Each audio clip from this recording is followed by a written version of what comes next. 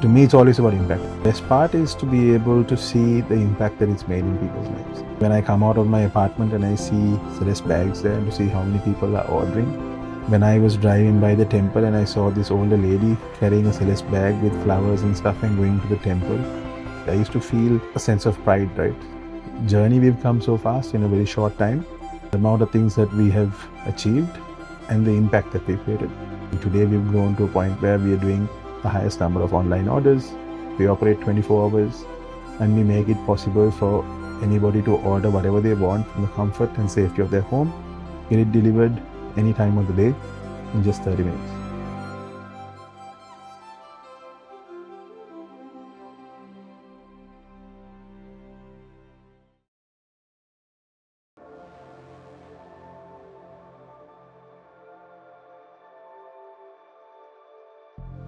I think for me it's become a way of life.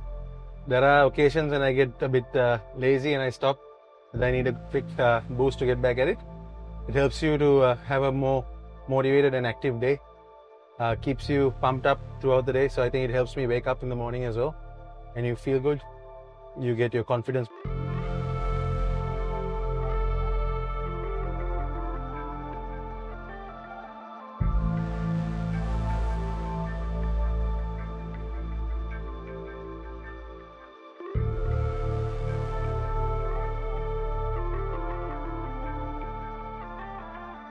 I mean, for me, I've been a sportsman all my life. I played rugby. That's something that I really value and appreciate in my life. Unfortunately, I've got used to training with the team. So when I train with the team, if I'm alone, I get a bit lazy. Having a few friends to train with and having my trainer pushes me a lot. So my trainer is currently available only at this time slot, so I make sure I make myself available at that time. If I don't go to the gym in the morning, I feel kind of off for the day. I feel like I didn't start in the right way. Especially when it's the start of the week, on a Monday, if I don't come to the gym, I feel like the whole week is going to be off for me.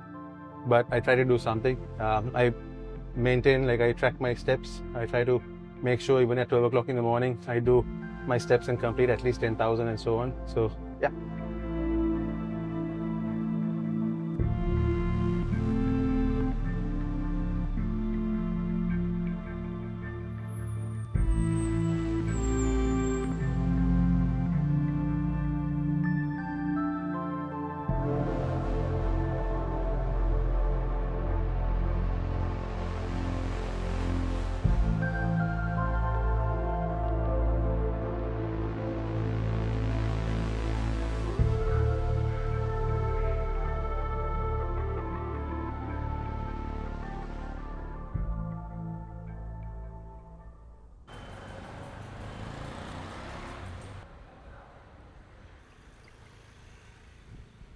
Should open the top and go no? Open.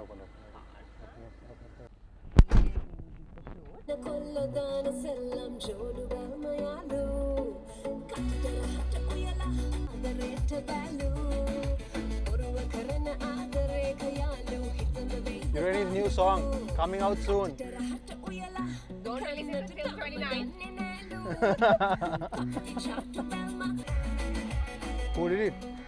Ashan, Fernando. So this was such a random thing, right?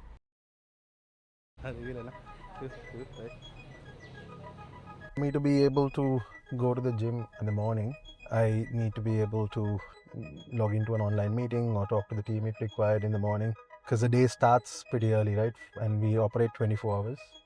So it never really ends, to be honest. One of the luxuries of having the phone is the fact that I can be in different places and work from wherever I am.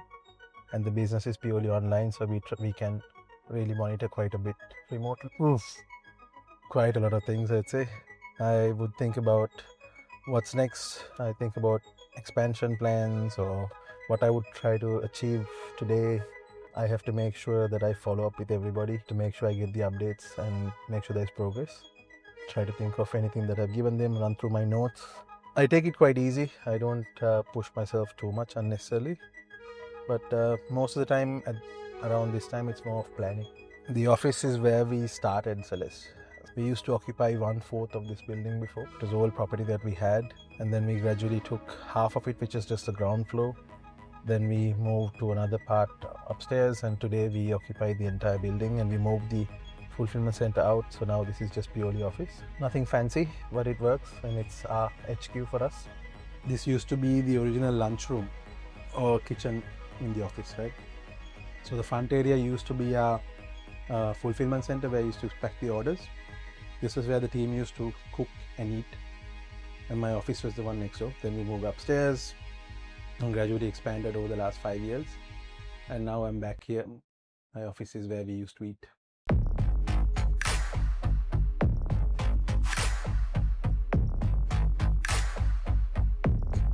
It was never something I really planned for. I studied hospitality management. I came back to Sri Lanka. I started working in the family business for a short period. Then I started wanting to start my own thing. The best option I had was to start something related to hospitality because that's what I learned. I invested whatever savings I had. I had a vehicle. I sold that, put all that money. Had a pretty good 3 to 4 months running that. And then I think 2020 start was when the pandemic hit. And that's when everything just came to a standstill. I had 2 options. One was to just fill it out and see what's going to happen. And the second one was my brother came and told me there's a lot of people in Colombo who don't have access to essentials. You have your team in Aurelia, you have the truck, why don't you see what we can do? So then we started going into the farms, collecting fresh produce from Aurelia. My team in Aurelia packed half of it and then sent it here in the truck. And the team who was here in Colombo did like the last bit and then we sent it out. So it started off as initially a social service. Absolutely nothing to make money. 2 weeks down the line, we started realizing that this doesn't look like it's going to stop. So then I had to decide how I was going to continue to keep the company afloat, make sure that the payroll was going and all that had to happen. So we started adding the overheads as well into it. And then we started costing it, including the entire operational costs and the staffing costs. So then again, there was no profit to be made. It was purely just to recover the cost. And then whenever we had any excess, like wastage was reduced or anything like that happened, we donated. So we did that for about, I think, close to 1.5 to 2 months. And then we started realizing that, okay, this seems like a really good opportunity for us to start building a brand and doing an essential service and making this more of a commercial venture. And that's when Celeste Hospitality kind of converted into Celeste Daily. We created an Instagram page, we changed everything, and we started building a brand called Celeste Daily. And so that's when we started really monetizing it and really started making it a commercial venture where we were able to keep margins and so on.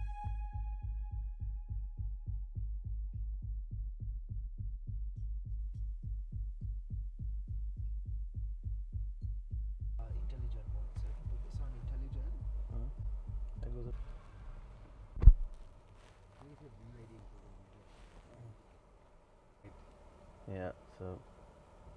Are you a car guy or?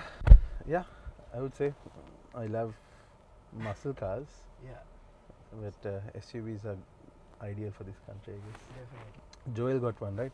Joel just picked up his one. You got it now? Yeah, I just met him. Just pick it up. Yeah, I just picked So it he's the one who told me that I have to do a test drive. up. And he said, I won't say anything else, just do a test drive and you will. Took him on a test.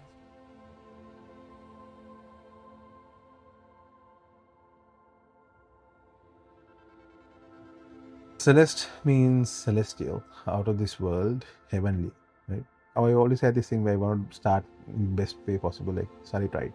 So I mean, we were against all odds, right? I mean, we were having situational challenges, market conditions. We started during a pandemic, and then we had situations that came up through economic crisis, political crisis, and then so many things that went wrong during this period, right? So many lockdowns that happened from time to time, and on top of that, we were trying to start a new business that nobody really acknowledged, nobody really believed in. E-commerce had been frowned upon. There had been a lot of bad debt, especially during the pandemic. A lot of people had bad experiences because so many people started so-called brands and sites and then started shutting down without paying the brands and the distributors. So we had to kind of make up for that as well. You want to see? Yeah.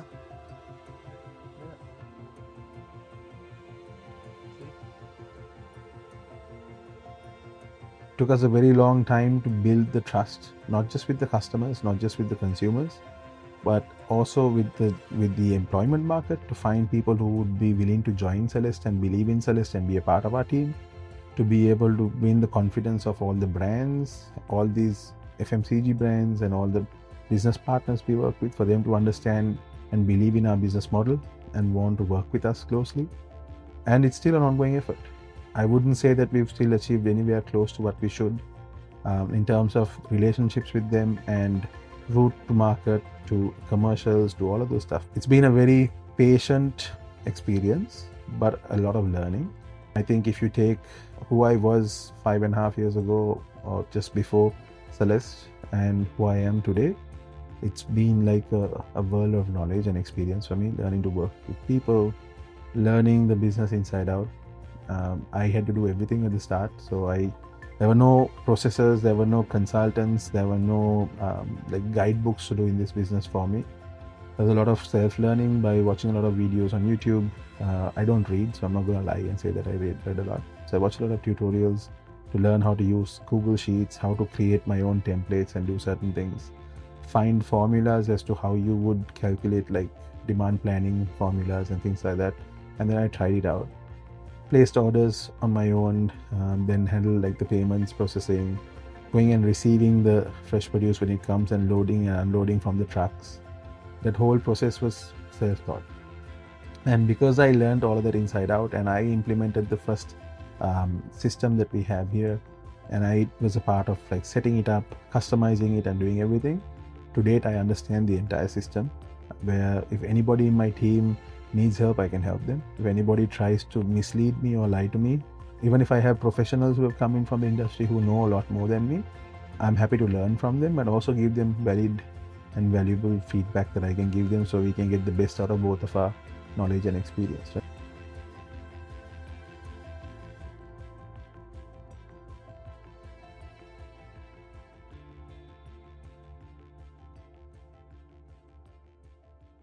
I'm just checking the pack dates to see if they have followed the process in getting rid of any old stock. Once a month, I don't like to micromanage, so I'm trying to reduce my visits. So behind me, I have the operations manager and the general manager, so they do their frequent visits. So they do daily, weekly, and the GM does twice a month. So I try to stick to just once a month for my visit, unless there is something extraordinary or important for me to look at, so that I can focus more from a strategic perspective at the office. So operationally, they take care of it and they handle that part. But when I come visit like this, I try to make sure that all the basics have been done and the team is happy and everything's fine. So yeah, looks okay for now. So this is 24/7. All four of our co-locations are 24/7. We have our distribution center, which we are going to next. That one works a little less than 24 hours, probably about 18 to 19 hours. That's where the hub is, where we refill all the stuff from there. So you'll see that's where we pack the fresh produce and we send it here and so on. So everything you see here is where we send the orders out from. One good thing is the culture has already been set. So I don't necessarily have to be so picky and go and check. The fresh team who handles the packing and quality checking, so they're quite passionate about what they do. So they have to be told to be a little bit more flexible sometimes because they're so careful about the quality checks. We recently onboarded a quality assurance executive as well. So now we're trying to be a little bit more scientific in the way we do certain things moving forward in how we transition from being a startup to now trying to be a little bit more structured. So we're learning new things about how to store, how not to mix certain things and things like that as well. So it's helping us to increase the overall quality and the output of what goes out to our customers. This particular location, we have close to about 14 people working here. And then each location has 12 to 14 people. And then in our distribution center, we have close to about 35 to 40 people.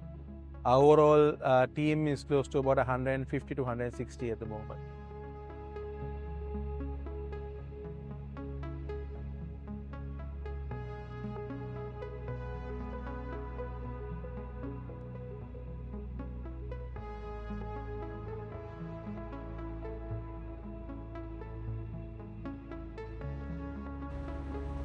Forget about consumer, think about from a personal end. It's not something so difficult, it's a very quick job to do. Can you ask him why? Just ask him to see what he says. If if it happened at the point of receiving only for that short time, right? I did visit a few dark stores even when I went to India, right? And I was super proud of what we do and how we maintain our location when I saw that. But still, for me, I feel like it's not enough, right? Because I come from a hospitality background. I've been exposed to a lot more by studying in Switzerland and so on. So to me, I feel like there's a lot more that can be done. Because if you're paying for resources, if you're paying for outsourced services, and if it's just a matter of putting a little bit more attention and effort to bring it to that standard, why not, right? So I think the team is starting to think on those lines, and they've been quite adamant to try and achieve it. What I'm building now is the tiers to be able to make sure it's not only when I walk in, it's in every level of hierarchy, that when they walk in, they see the same things, they push for the same things. It's very important to maintain that hygiene, the cleanliness. Because at the end of the day, although we are running an online operation, people order from us because they trust us, right? So to me, I don't think of it from a business perspective. I also think of it, if I was a customer, if I was ordering for my kids, if I was ordering for myself or my family, I would want it to be in a certain level, in a certain standard. And I get the team to think on the same side. Now, if I see something, I say, would you give that to your kid? Would you be okay with your family getting something kept like that or stored like that? So think on those lines, and only if you think that you could very confidently feed it to your kid or serve it or send it to your house, do it. Otherwise, don't do it. So I think they're starting to think on those lines. Very rarely we have new team members who come on board, when we would have to really fine-tune a little bit more and get them into our culture and our mindset. But apart from that, I think everyone else is okay. So recently I started doing something to make sure I see if they actually clean. I would squash a paper and throw it to a corner and I'll go off, right? And then when I come back, if it's still there, that means the cleaning has not been done. So the little things that I learned when I worked in hospitality industry as well, right? Because I remember I used to have a housekeeping supervisor who used to keep a coin under the mattress and walk off, right? To see if the mattress still has that, that means you have not even made an effort to make the bed, and so on, stuff like that. So what can you do to try and set a certain standard, right? The whole point of my studying overseas and working overseas is to try and see what I can bring back and what I can try to elevate in terms of standards of what we have here. And you can't blame people, right? Because most of the team members have probably not experienced the quality that we expect. So even if they say take fresh produce, they will look at it and they would think that this is more than enough or good enough for consumption. But they wouldn't think of it from the eyes of the Colombo consumers or the type of consumer who we are catering to, or the type of quality that we are trying to give. So that's where we're trying to get them to understand that. Whether it is quality, whether it is hygiene, whether it is a standard overall, is what we're trying to maintain and really uplift overall, right?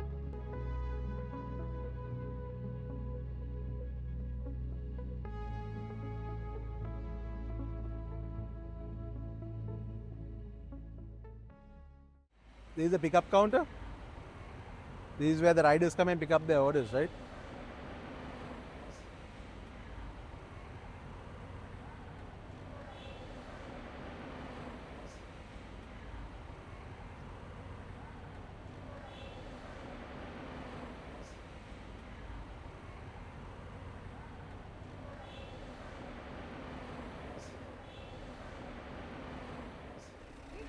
The landowner next to it. So this is a hub, distribution center. This is where the fresh packing and sorting happens, and this is the dry area. The best part is to be able to see the impact that it's made in people's lives. Like for me, when I come out of my apartment and I see Celeste bags there and to see how many people are ordering. When I was driving by the temple and I saw this older lady carrying a Celeste bag with flowers and stuff and going to the temple, to like random people now starting to use it, I used to feel a sense of pride, right? So whenever I used to see Nipuna Araliya rice bags, Ratna rice bags being used by tourists or people to carry their stuff and go around, sometimes you see a lot of carpenters carrying their tools in these stuff and all that, I used to think, wow, how proud they must be to see everybody using their brand and doing all this. So today, at least in a Colombo-centric or metropolitan area, seeing people use the Celeste bags like that and doing certain things gives me and the entire team a sense of pride, because that journey we've come so fast in a very short time, and the amount of things that we have achieved and the impact that we've created. To me, it's always about impact. I look at impact in numbers, quantify it as much as possible. How many orders we do per day, how many people might be served per day per average. If you take 1,000 orders for an example, How many people would that entail? How many riders would that entail, and all that? So when you take all those numbers, you can see how much of an impact that we create. And today we've grown to a point where we are doing the highest number of online orders. We deliver in 30 minutes, we operate 24 hours, and we make it possible for anybody to order whatever they want from the comfort and safety of their home, get it delivered any time of the day in just 30 minutes.